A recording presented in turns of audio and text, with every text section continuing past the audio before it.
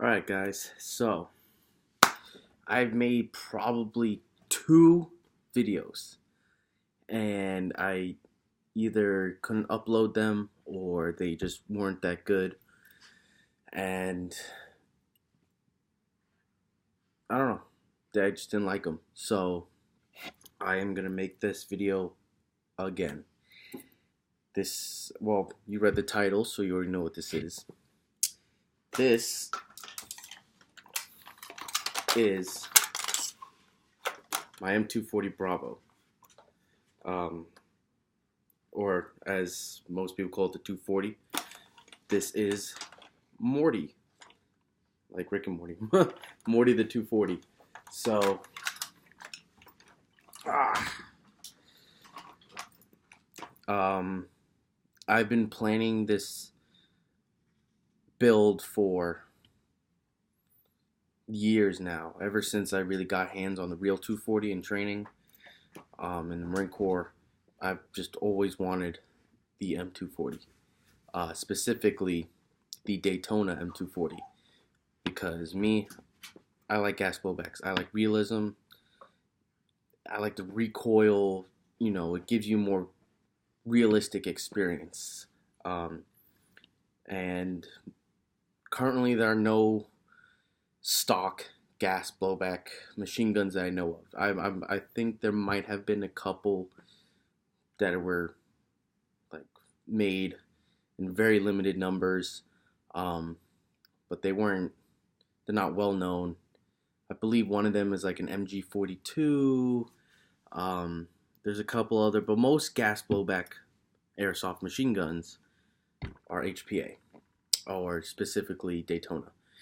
You can put like a Polar Star or Wolverine or whatever into an AEG machine gun. But the thing about Polar Star is it's not recoil. There's no bolt. It's just pretty much you're replacing the cylinder with a air the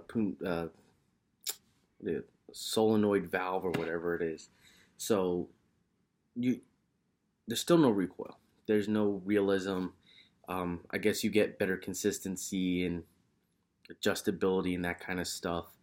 Um, and I don't know. That's just not me. If I'm going to drop more money into an AEG, either because I'm putting a Daytona in it or I'm upgrading it, the electronics or whatever. So right now, my 240 is AEG. I just ordered the kit probably like a week ago. It's shipping out. It shipped out like yesterday or today. So hopefully it comes in soon. I still need to order an HPA tank and a regulator. Since all my other guns are not HPA, I don't have any of that stuff. So I'll go a little bit into what I've done to it as an AEG, in terms of electronics, uh, just sort of how I made it better as an AEG. A lot of this stuff is just temporary, of course, because it's gonna be gas blowback soon. Um, so put the bipod away.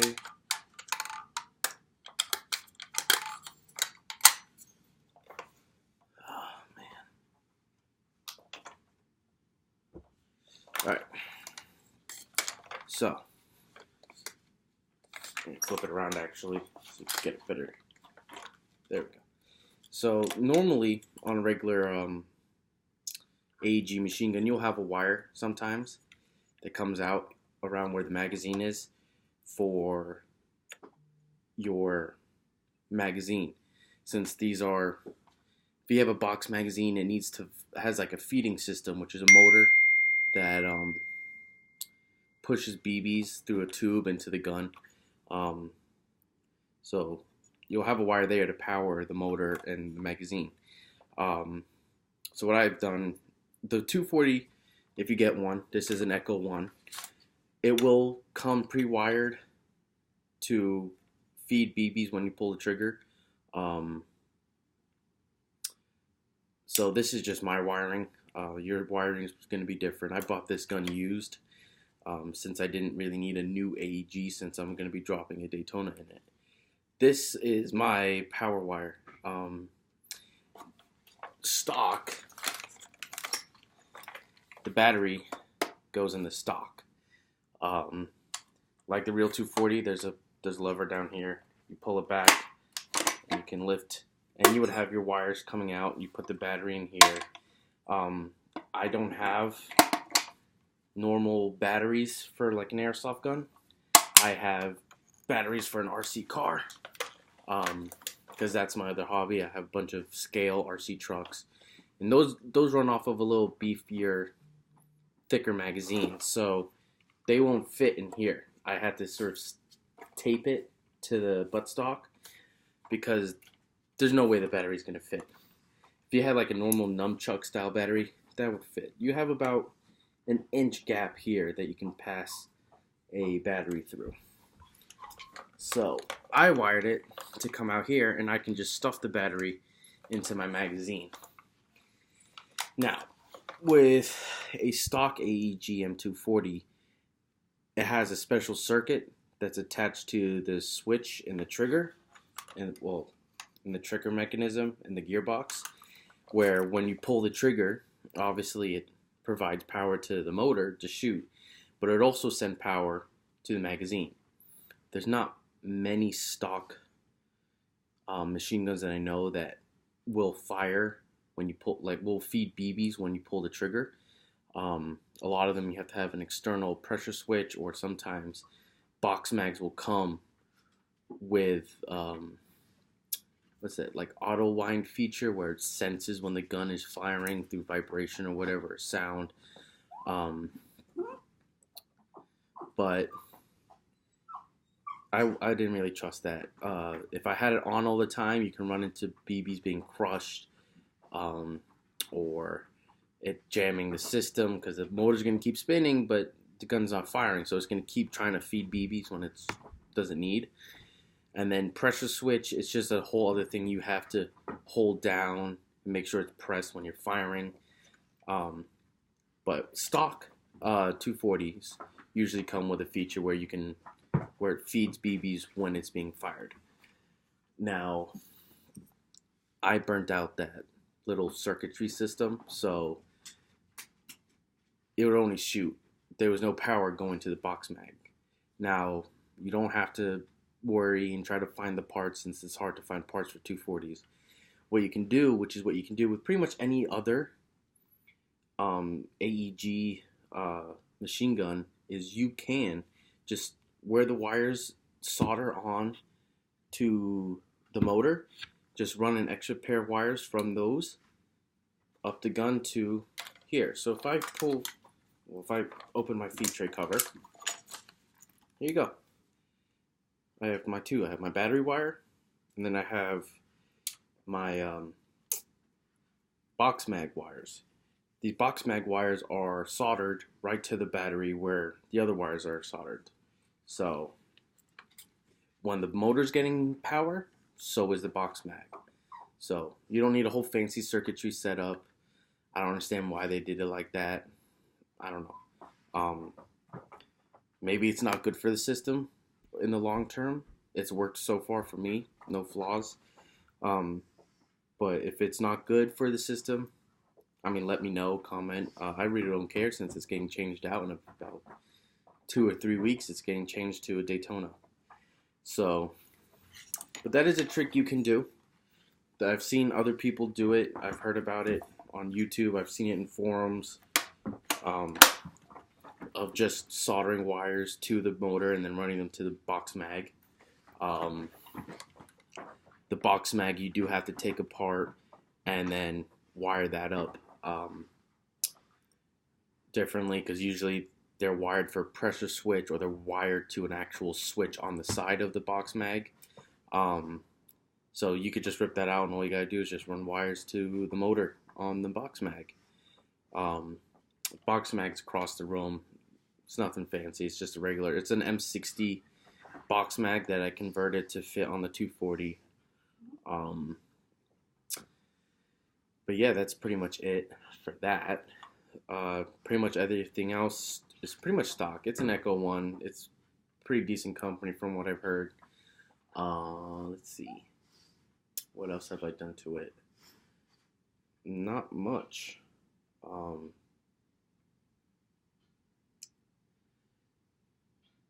let's see. Carrying handle. It's not really meant to be a carrying handle. This is for your barrel change. So, I flip this over here. There's a button right here. You press that, rotate it up, and there's your barrel. You can adjust your hop up, unjam BBs, all that good jazz. Clean it. So that's nice. And then you just rotate it back, and boom. Now, if you pull this lever right here, you pull this lever. It wants that lever right there. You can rotate it up without unlocking the barrel as a carrying handle. Truth be told, it's not really meant to be a carrying handle. The reason why you would want to move this freely then from the locking lugs of the barrel is so you can time it correctly on the real gun. Pretty much every time you put the barrel in and then lock it in place, you got to make sure it. On the real gun, when you start with, if you slowly lock it into battery or into place, you'll hear clicks, and you got to keep in mind how many clicks there are, and that tells you if your head spacing is good. If the head spacing is bad, the gun won't fire, the gun will explode. So the reason is for this lever to freely move it is, let's say, my barrel didn't go in far enough. I didn't hear as many clicks as I should have. You pull it up a little bit, relock it in, and then you can push it further in and lock it. Vice versa for if there's too much, you undo the barrel, move the handle further forward a little bit so there's less clicks when you tighten it. That's all on real steel. But yeah, on a real gun, you would never want to use this as a carrying handle, because if you mess up the timing, you mess up the gun and the gun won't run. So, but this is airsoft. If you want to use it as a carrying handle, I've done it. Kind of makes me anxious still, since I remember, the only time they ever let us touch this handle was to change the barrel. And I still kind of get scared sometimes. I'm like, oh, not supposed to do that. Other than that, it's pretty much full metal. The only thing that's plastic on here is the heat shield cover. Other than that, the actual heat shield is metal. It's a plastic cover. There's panels on the, let's see if I could take the pistol grip off. It's kind of tricky. There we go. The panels on the trigger pistol grip, those are plastic, just like the real thing. This comes off just like the real 240. It's pretty simple. Well, I didn't show you taking it off, but to put it on is pretty much the exact opposite of taking it off. You have a little notch right there that hooks in, drops down. You got your pin. The pin just goes through the other side, like so. You do have a fake charging handle.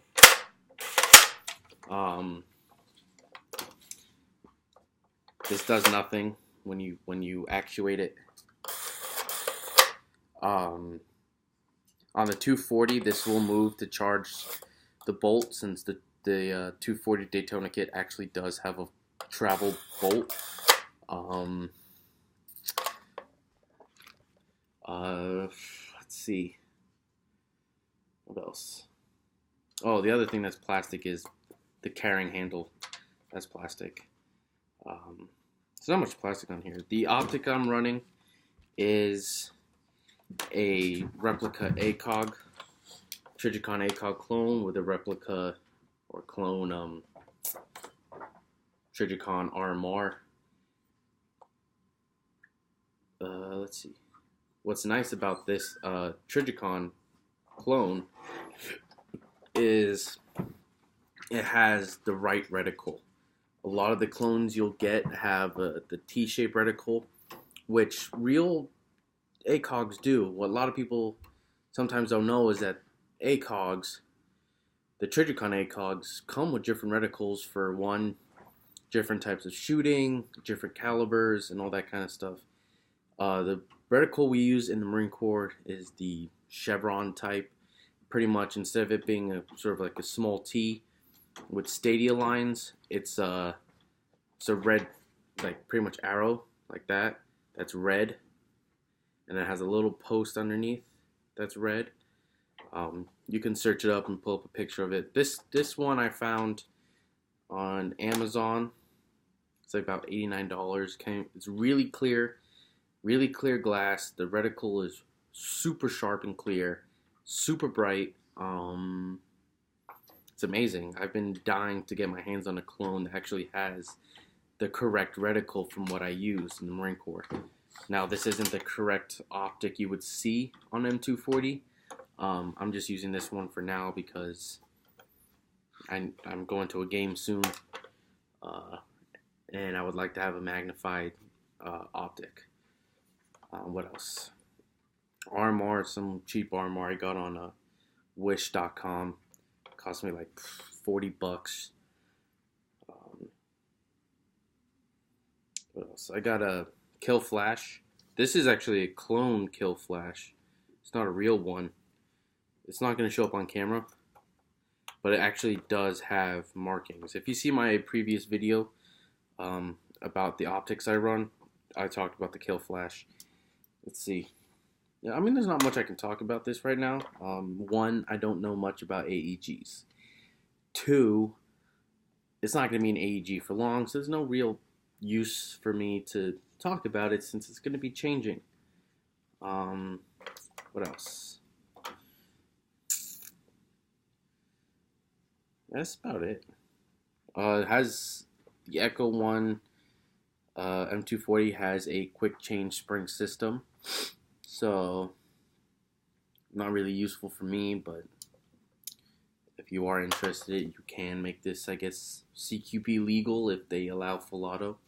This is a full auto only gun, just like the real 240. There's no semi. What else? That's about it. It's a long gun. You have I don't know the exact length of the barrel, but it's pretty close to a 20-inch. So for a machine gun, it's very accurate. Real world and airsoft, this is going to be a very accurate machine gun. So downside, it's a big, long, heavy machine gun compared to like a 249 or whatever. But with that long barrel, you do have an increased range and accuracy. So it's all dependent on your playstyle. I am definitely not going to be the guy in airsoft running around with a 249. One, that's not really my thing. Two, yeah, that's just not my thing. I mean, I'll run around clear houses with my Mark 18. But I'm not going to be running around with a heavy machine gun like I am running with just an M4. So I'm going to use this pretty much as a support weapon. I'm going to hunker down a little bit behind the rest of the troops, and just lay down covering fire, set up ambushes and stuff like that. So that's my plan with this gun.